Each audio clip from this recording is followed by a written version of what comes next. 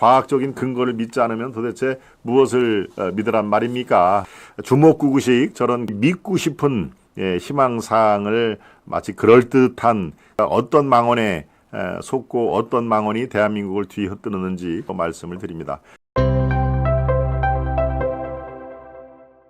제가 한국을 뒤흔든 100명의 망언자, 이것은 어떤 사안별로 이 망언, 정말 이 궤변을 늘어놓으면서 나라를 주락펴락하고 그들이 원하는 종북 주사파가 활개치는 그런 세상을 만들기 위해서 정말 혈안이 돼 있는 사람들을 중심으로 살펴보겠습니다. 명단이 굉장히 방대합니다. 이 명단을 제가 설명을 드리겠습니다.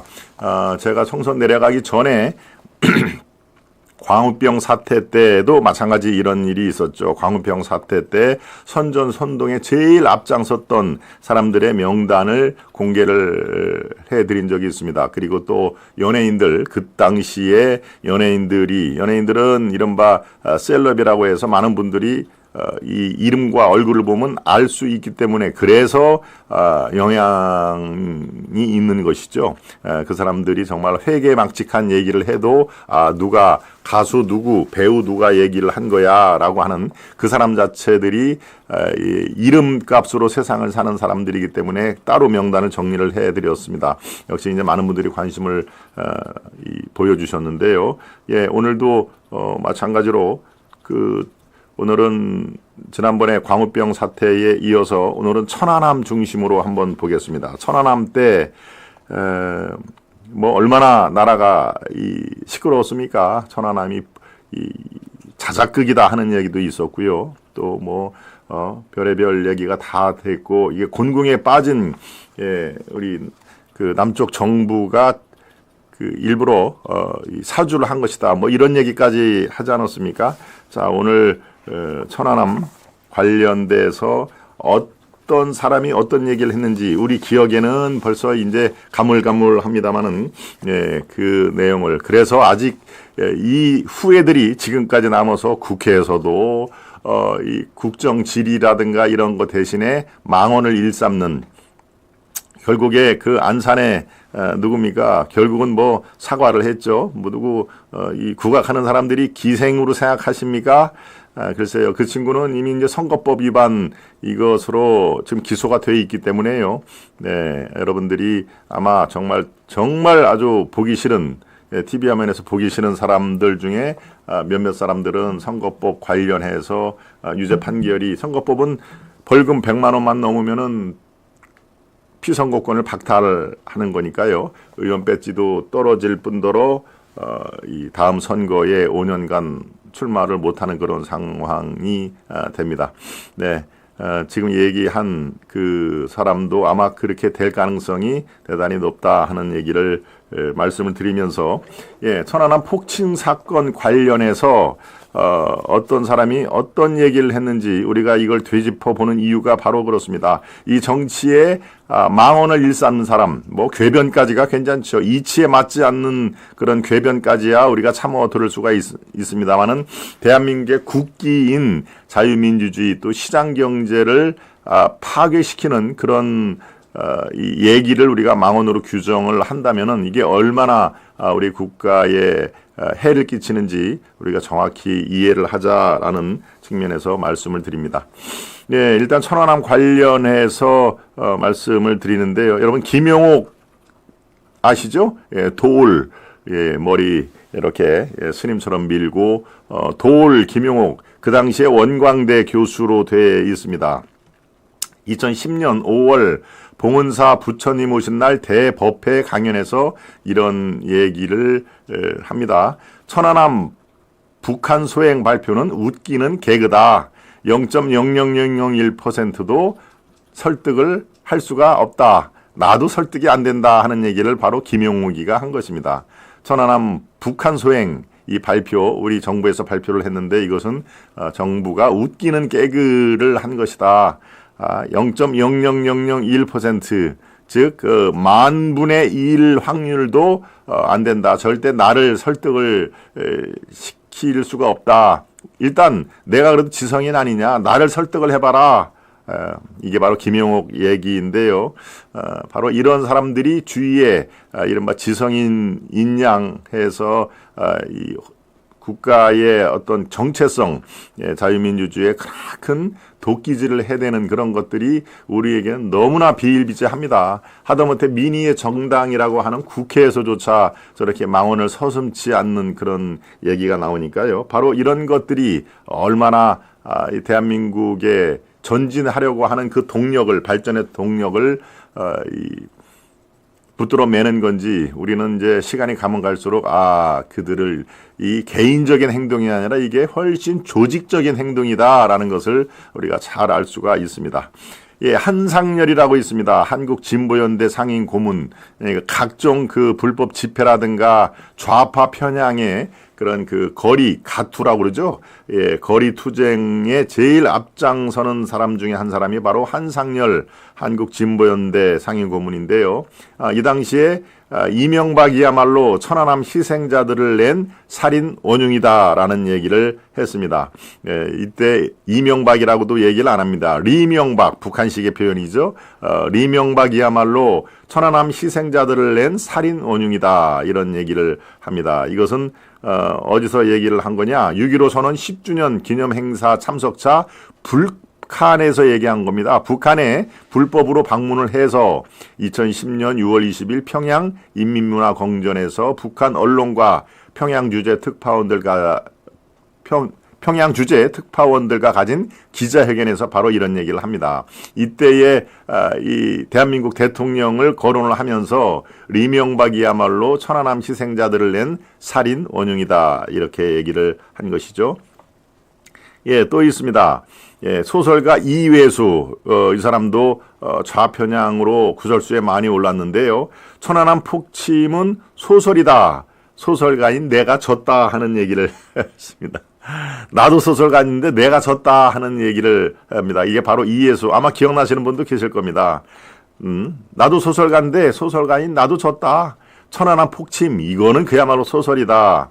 2010년 5월 10일 자신의 SNS, 트위터에 올린 글입니다. 정말 이렇게 사회에 이른바 저명인사, 셀럽이라고 그랬죠. 영어는 이제 셀러브리티라고 유명인사들이 이렇게 앞다퉈 대한민국을 혼돈에 빠지고 대한민국의 정체성을 뭉개버리는 그런 발언이 지금 아주 새록새록 다시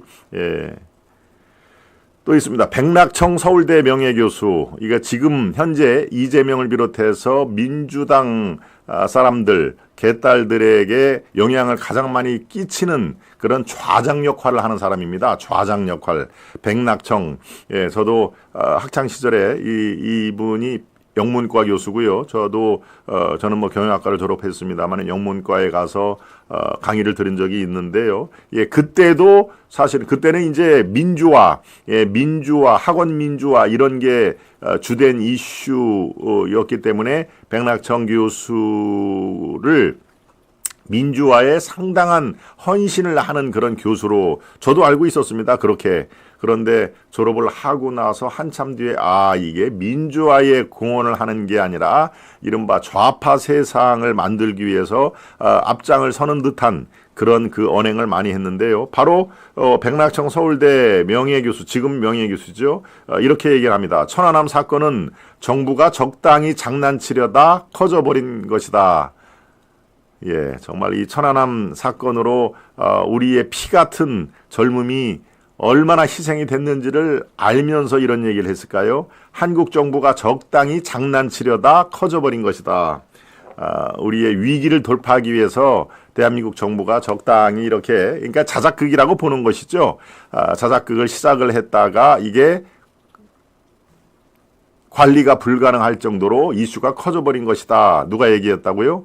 예, 이 민주당, 이재명을 비롯해서 민주당의 좌장으로 지금 있는 그들은 이제 중요한 이슈가 있을 때마다 원탁회의라는 걸 하죠. 이렇게 6인 또는 7인이 원탁회의를 해서 이것은 이렇게 하는 게 좋겠습니다. 라고 민주당 또는 지금 이재명의 핵심 세력에게 그것을 전달하는 지금도 그런 원탁회의가 살아 있습니다. 그러니까 이재명에게도 큰 영향을 주는 그런 백낙청이 당시에 그런 얘기를 했다. 참 지금으로 봐서는 야, 어떻게 그런 얘기를 국민들에게 하는 걸 보니 국민들을 정말 아주 개돼지로 보는 그 모양이다라는 것을 합니다. 이게 지금 제가 여러분께 얘기를 하는 것은 지난번과 마찬가지로 서옥식 연합뉴스 통신사죠. 연합뉴스의 편집국장까지 한 서옥식 원로 언론인이 이 은퇴를 하고 퇴직을 하고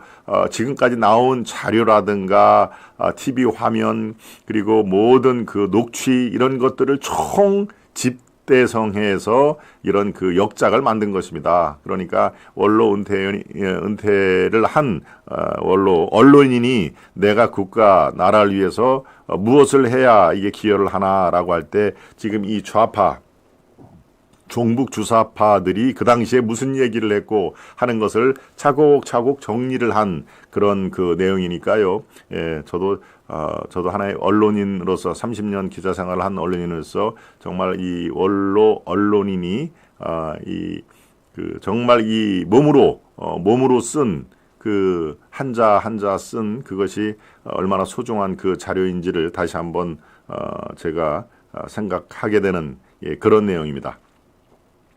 백낙청은 또 이런 얘기를 하나 하고서 끝날 백낙청이 아니죠. 사건 처리 과정에 정치적 의도나 고려가 개입되고 있는 게 분명하다라고 집중적으로 이렇게 이 대한민국 정부를 공격을 합니다. 또 있습니다. 천안함 사건으로 미국이 취하는 이득이 너무 많다. 당장 무기를 파는데 도움이 된다 하는 얘기도 합니다. 미국이 취하는 이득이 너무 많다. 천안함 사건으로 그리고 이 긴장 관계가 고조가 될수록 무기 파는데 도움이 될 거 아니냐라고 백낙청은 그야말로 그 당시에 한국 정부 이명박 정부를 공격하는데 혈안이 되는 것이죠. 네, 정말 백낙청이 이 당시에 아주 참 눈부실 정도로 많은 얘기를 했군요. MB 이명박의 5.24 대북 조치는 박정희 전두환의 쿠데타를 능가하는 헌정 파괴 조치다 하는 얘기도 했고요. 또 천안함 폭침에 대한 정부 발표를 하나도 믿을 수가 없다. 이 얘기는 김기종 리포트 주한 미국 대사 살인미수 혐의자가 얘기를 한 것입니다. 주한 미국 대사 마크 리포트 대사를 이렇게 어떤 그 행사장에 가가지고 그때 제 기억에 아마 이 그 면도칼이죠. 면도칼로 이렇게 그으려고 했던 그런 적이 있습니다. 그 사람이 바로 김기종인데 주한 미 대사 살인미수 혐의자도 천안함 폭침에 대한 정부 발표를 우리는 믿으면 안 된다. 믿을 수가 없다 하는 얘기를 했습니다. 경찰 수사 과정에서 이렇게 얘기했다고 밝혔네요.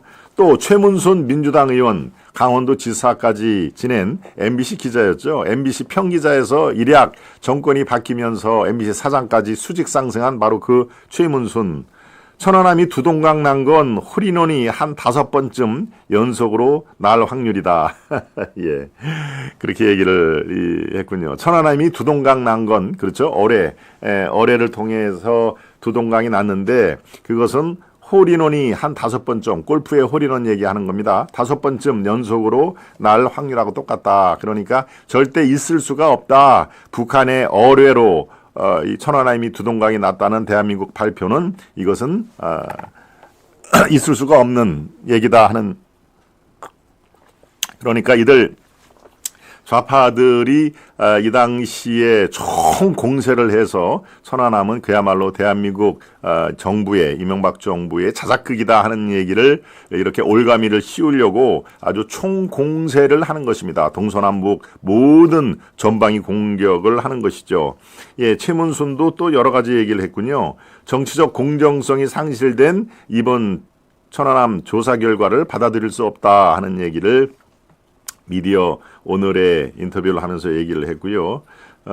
또 천안함은 좌초후 절단된 것이라고 나는 생각한다. 좌초후 바다 밑에 있는 그 암석 덩어리에 부딪혀서 좌초된 후 딱 반이 갈라진 거라고 생각한다. 글쎄요. 아마 최문순처럼 이렇게 생각하는 것은 그가 얘기한 홀인원이 한 6번쯤 연속해서 이번도 홀인원, 그 다음 홀도 홀인원 해서 100개 정도 홀을 연속해서 홀인원 될 확률이 아닐까요? 어떻게 딱 좌초가 된 다음에 천안함 같은 그 거대 함선이 두둥강이가 났다고 생각을 하는지 글쎄요. 뭐 믿고 싶은 대로 얘기를 중얼중얼 얘기를 한 것이죠.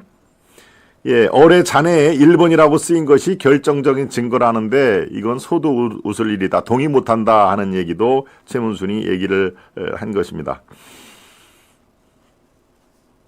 네, 이정희 여러분 아시죠? 이정희 진보당의 한때 대표까지가 됐는데요. 선거 한번 이겨보겠다고 천안함 가지고 전쟁까지 불사하고 있다. 이렇게 얘기를 합니다. 이것은 노무현 대통령 서거 1주기 추모문화제에서 낭독한 노무현 전 대통령에 보내는 편지글에서 이정희 전 진보당 대표가 선거 한번 이겨보겠다고 천안함 가지고 전쟁까지 불사하고 있다.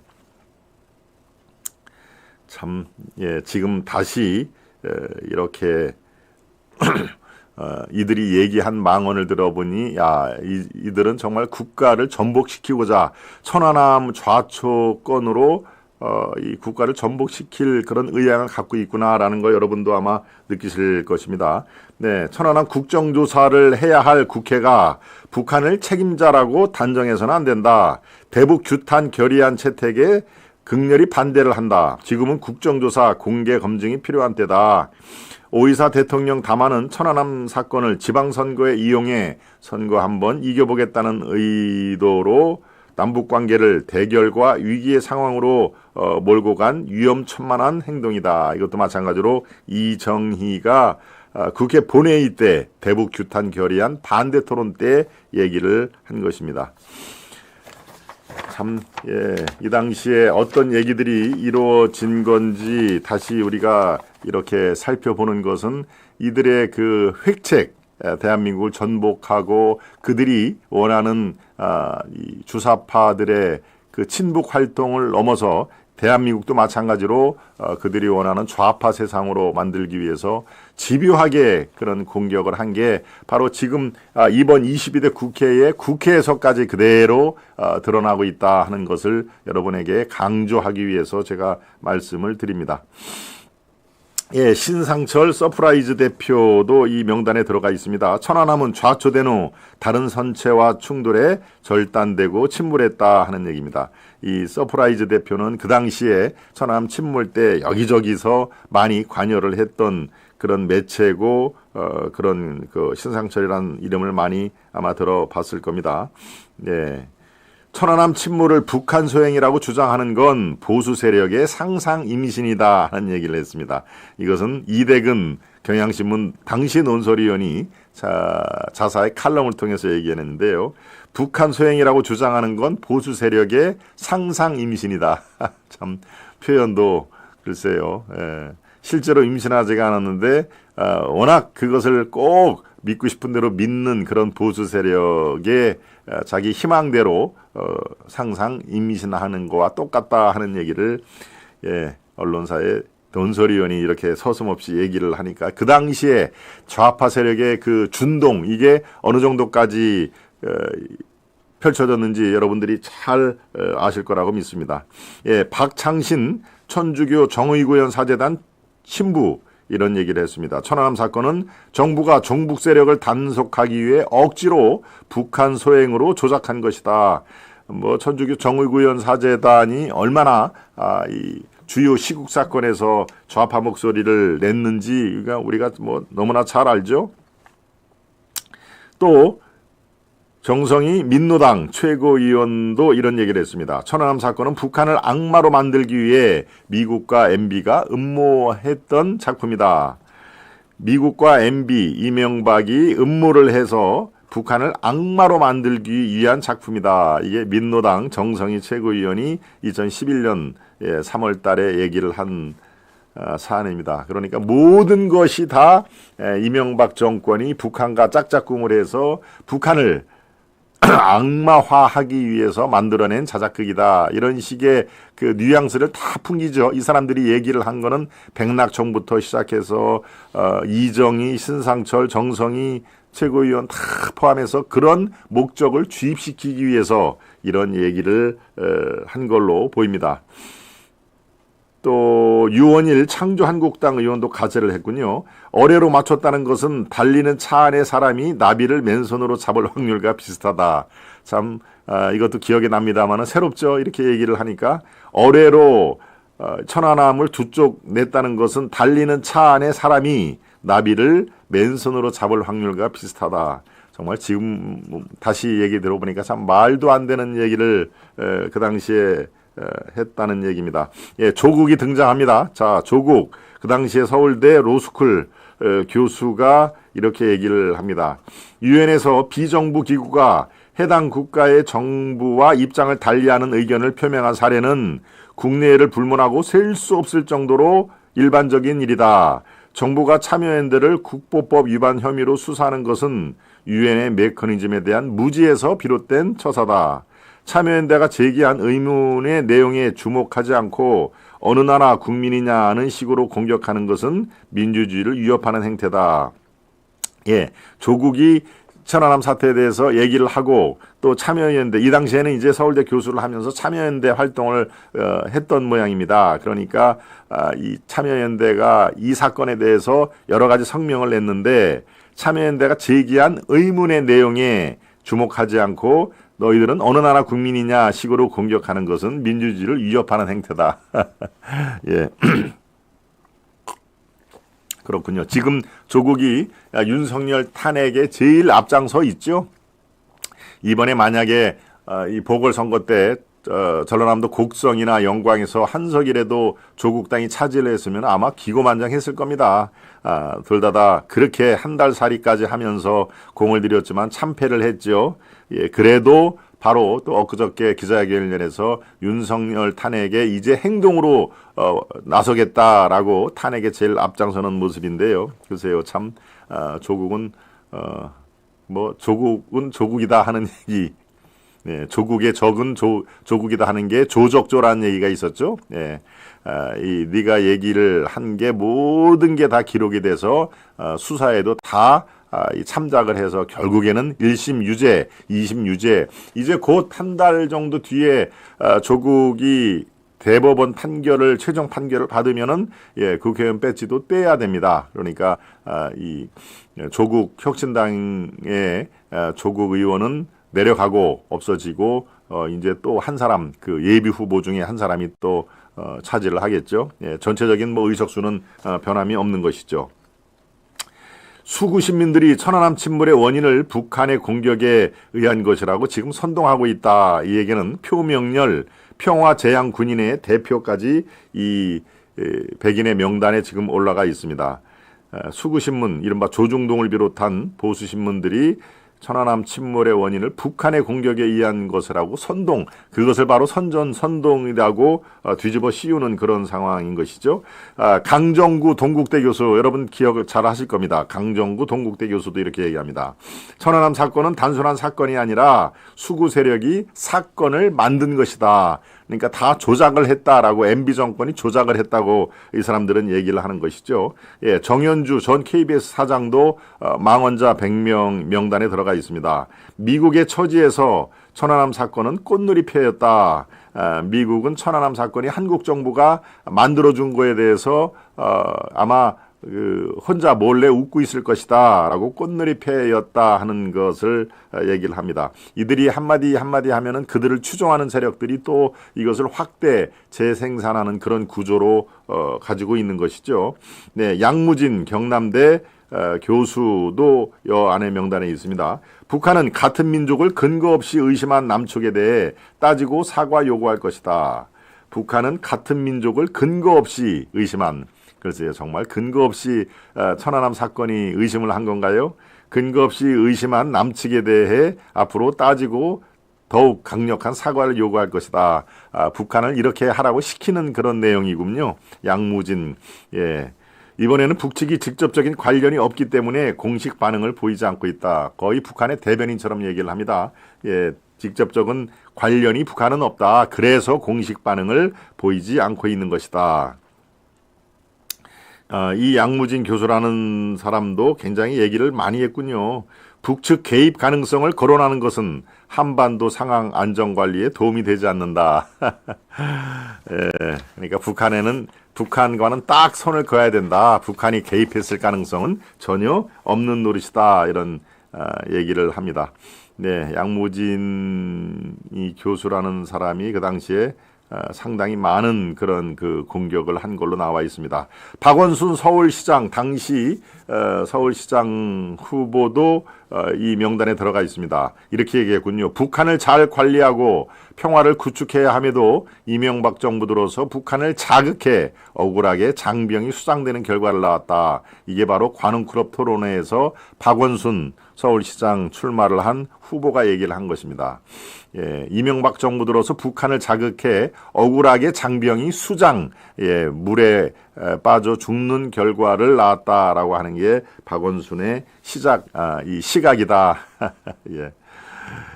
그렇군요. 참, 네. 천안함 사태를 국민이 믿지 않는 이유는 조사 결과가 정부 여당에 유리한 시기에 발표됐다는 강력하고 합리적인 의문이 있기 때문이다. 이것도 마찬가지로 박원순이 얘기를 한 것입니다. 고유한 동국대 교수, 여러분들이 가끔 TV 화면에 이런 그 패널로 나오는 사람이죠. 이렇게 얘기합니다. 북한은 만성적인 경제난이 지속되는 데다 로켓 발사와 핵실험 이후 UN 차원의 대북 제재가 전면화하면서 경제 위기가 심화되고 있다는 측면을 고려할 때 북한이 연계되었을 가능성은 그다지 크지 않다. 이렇게 고유하는 이제 동국대 교수이기 때문에 딱 이 단언을 하지 않고 북한이 연계되었을 가능성은 크지 않다라고 살짝 이렇게 여지를 남겼군요. 사건을 계속 갈등 구조로 풀면 남북한이 모두 피해를 입게 된다라고 양비론으로 또 접근을 하고요. 네, 김용현 동국대 교수도 북한이 군사적 도발을 감행했을 가능성은 매우 낮다고 본다.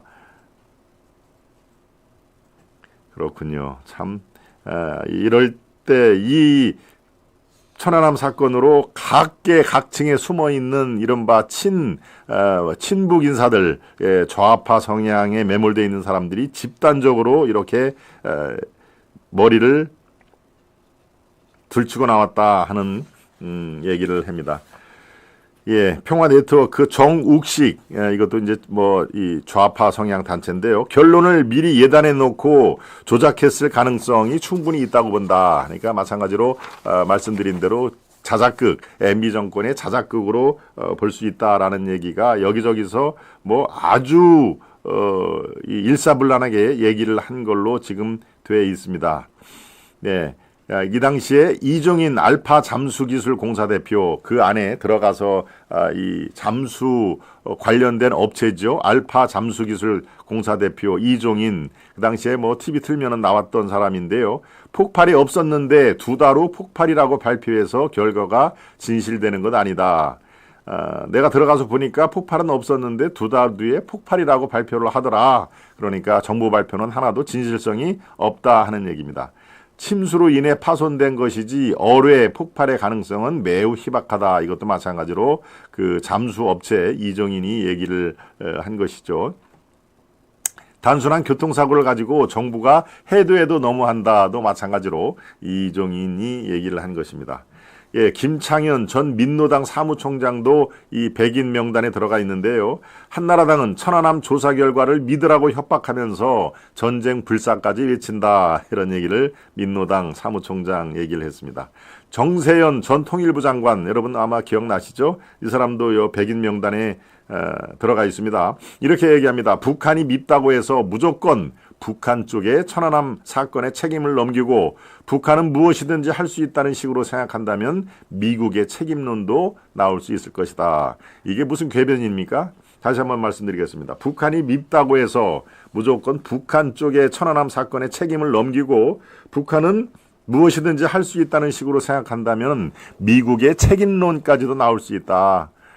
북한이 했다는 증거도 없는데 다 모든 것을 북한으로 뒤집어 씌운다는 미국 책임론으로도 얼마든지 우리가 뒤집어 씌울 수 있는 거 아니냐. 글쎄요. 이게 뭐 말이면 다 얘긴 도무지 이 이치에 맞닿는 그런 얘기입니다. 망언이죠. 궤변이자 참네. 박소는 그 당시에 청와대 외교안보전략 비서관도 또 한 수를 더 떴군요. 북한은 버블제트형 어뢰를 보유하고 있지 않다. 버블제트형 어뢰를 보유하고 있지 않는데 어떻게 어뢰를 쏘냐 하는 얘기죠. 네. 강기갑 민노당 대표 정부의 천안함 사건 급조는 선거용을 위해서 급조한 것이다 하는 얘기를 한 것이고요. 북한의 연계 가능성 언급은 책임 회피이자 위험천만한 일이다 하는 얘기까지 나와 있습니다. 정말 참 그렇군요. 많은 사람들이 이 당시에 이렇게 다시 한번 곱씹어 보면은 얼마나 우리 주위에 이런 그 친북 좌파 성향을 갖고 있는 사람들이 이런 기회 때마다 천안함 같은 이런 굵직한 사건 때마다 머리를 들고 모든 공세를 지금 현재의 그 보수 정권에 뒤집어 씌우려고 하는지 우리가 잘 알고 있습니다. 노회찬도 얘기가 나와 있습니다. 노회찬도 이 100명 명단에 들어가 있는데요. 북한의 소행임을 전제로 소설을 써대고 있다. 노회찬. 정부가 북한의 소행일을 바라면서 공안정국 조성을 획책하고 있다. 노회찬. 방향을 미리 설정하고 맞춰가듯이 조사하는 게 아닌가 매우 우려스럽다. 노회찬. 조사단 발표는 길에서 돌 하나 주워가지고 구석기 시대 돌이라고 하는 것과 같다. 노회찬. 예. 김효석 민주당 의원도 요 100인 명단에 들어가 있습니다. 북한 소행이 아니라는 양심 선언이 곧 도처에서 나올 것이다 하는 얘기도 있고요. 네, 정말 뭐 여러 가지 얘기가 본물처럼 쏟아져 나오고 있습니다. 네,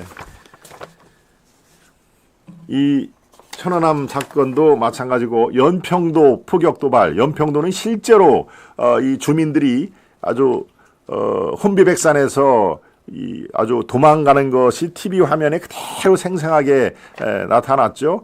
이 천안함 폭침 사건은 뭐 CCTV 같은 게 따로 있지 않은 상황이니까 저렇게 북한이 이 도발을 한 게 아니다라고 딱 잡아뛰는 그런 얘기가 많은데 이 연평도 포격 도발은 우리가 생생하게 여기저기 설치된 CCTV를 통해서 우리가 목격을 했는데도 이런 얘기가 나옵니다. 지금 이제 연평도 관련해서 망언을 간단하게 소개를 해드리겠습니다. 천주교 정의구현 사재단 공동대표 임종대 말씀드렸다시피 천주교 정의구현 사재단이 이명박 정부의 천박함은 평화를 무너뜨리게 되어 있다. 이것도 아니 연평도에 북한이 쏜 그런 그 폭탄으로 혼비백산하게 주민들이 도망다니는 모습을 우리가 봤는데 이것도 마찬가지로 이명박 정부의 천박함을 거론을 했군요. 네. 박지원은 또 이렇게 얘기합니다. 연평도 포격은 이명박 정부가 3년간 햇볕 정책을 반대하고 강경 정책을 써서 일어난 것이다. 참. 참여연대 사무처장 이태호는 이렇게 얘기합니다. 이명박 정부가 북한의 군사주의를 부추긴 측면이 있다.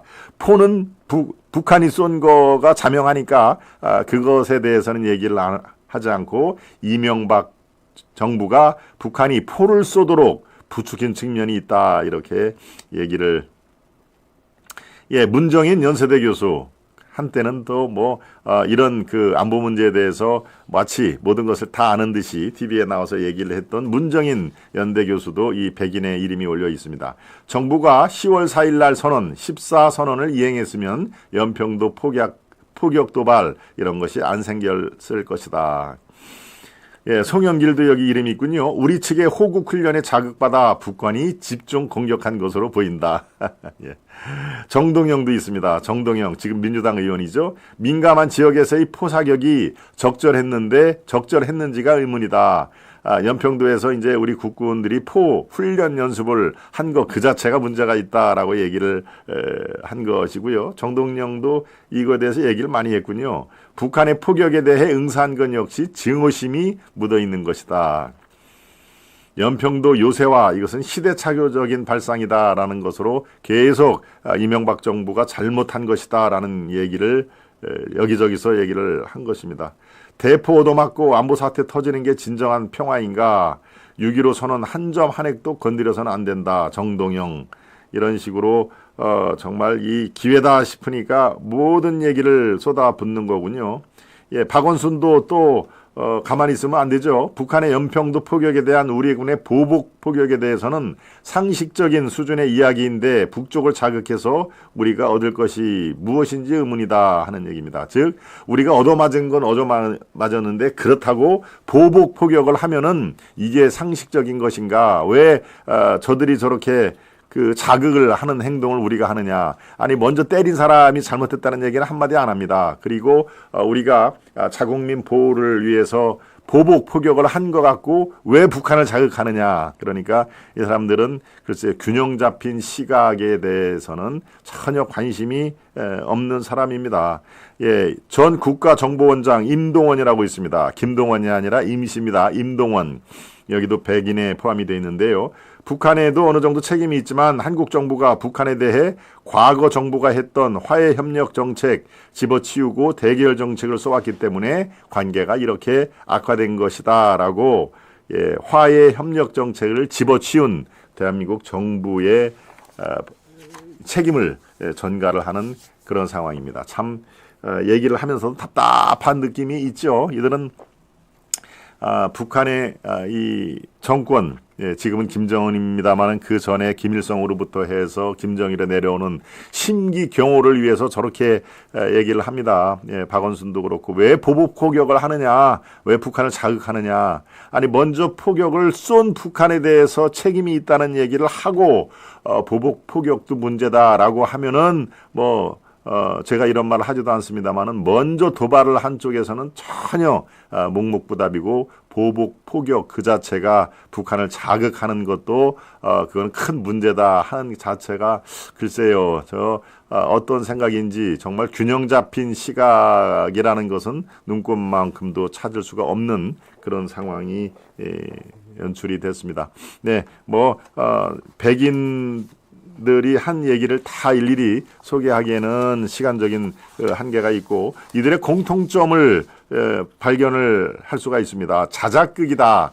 대한민국 정부, 그 당시에 이명박 정부의 자작극이다 하는 얘기를 거의 이 백낙총부터 해서 민노당 대표까지 거의 그런 시각으로 돼 있죠. 그런데 지금 그 뒤에 각종 수사 결과라든가 과학적인 근거 이런 것들은 북한의 그런 그 어뢰 공격 이런 것이 틀림없다라는 것으로 돼 있지 않습니까? 글쎄요, 과학적인 근거를 믿지 않으면 도대체 무엇을 믿으란 말입니까? 저들이 주먹구구식 저런 자기들이 믿고 싶은 희망사항을 마치 그럴듯한 그런 궤변과 망언으로 늘어놓는 것, 이게 바로 지금 22대 국회까지 그대로 적응이 되는 거 아니겠습니까?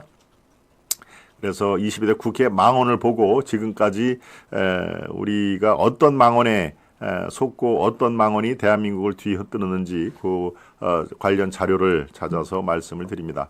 앞서 말씀드렸지만 이것은 서옥식 전 연합뉴스 편집국장이 은퇴를 해서 각종 산더미처럼 쌓여있는 자료라든가 본인의 취재 그리고 신문기사, 방송 스크립 또 녹취 이런 것들을 다 분석을 해서 정말 어느 특정 사건 연평도 도발이면 연평도 그 다음에 북한의 핵실험이면 핵실험 이런 것들을 대상으로 이 좌파들이 어떤 망언을 했는지를 차곡차곡 자료로 정리해 놓은 것을 제가 발췌를 해서 여러분께 중요한 사안만 말씀을 드립니다. 이것은 여러 가지 사안에 대해서 한 얘기가 있기 때문에 시간이 되는 대로 추후에 더 2탄, 3탄까지 말씀을 드리겠습니다.